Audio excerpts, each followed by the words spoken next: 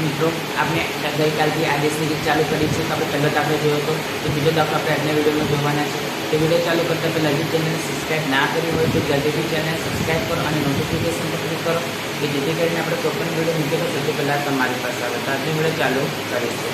તમે બે સમીકરણ આપેલા છે મિત્રો. હવે તો તમને ખબર જ છે કે લોકની રીતમાં શું કરવાનું અને આદેશની રીતમાં શું કરવાનું, રાઈટ?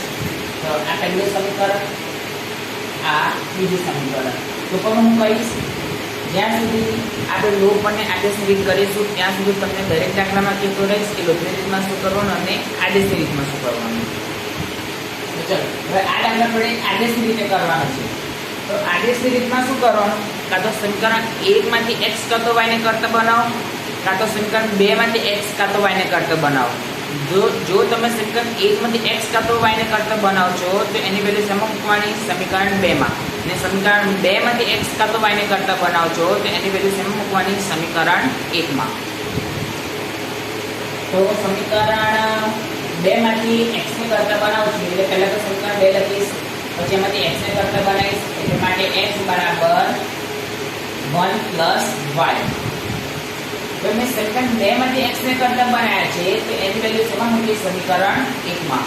તો x બરાબર 1 પ્લસ y એ સમીકરણ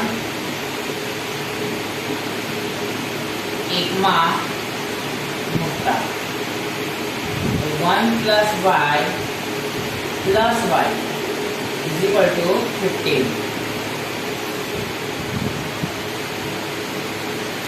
ચાલો તો માટે 1 plus y plus y 2y બરાબર 15. હવે 2y જોડે 1 છે એ શેમાં છે? પ્લસમાં. તો શેમાં જશે? માઇનસમાં. 2y is equal to 15 minus 1.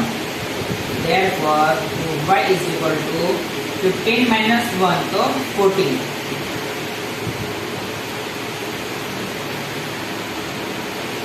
માટે આપણે y શોધવાનો છે, રાઈટ? તો y જોડે બે શેમાં છે? ગુણાકારમાં. તો શેમાં જશે? ભાગાકારમાં. તો y બરાબર 14/2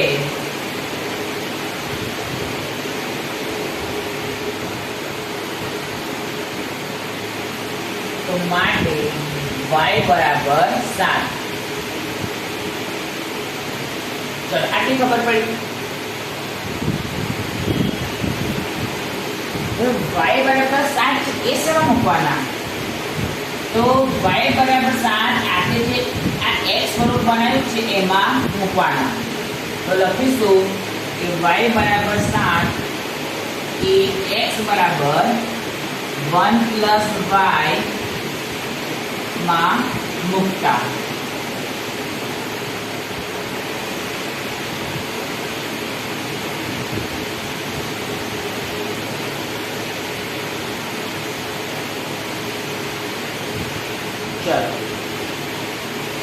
તો જ્યાં y દેખાય ત્યાં કેટલા મૂકવાના? 7.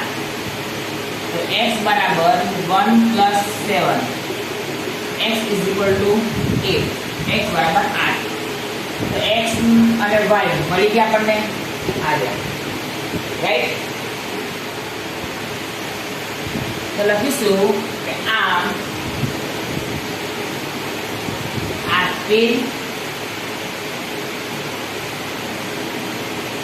સુરેખ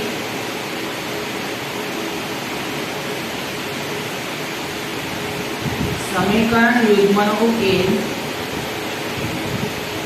x બરાબર 8 અને y બરાબર 7 છે.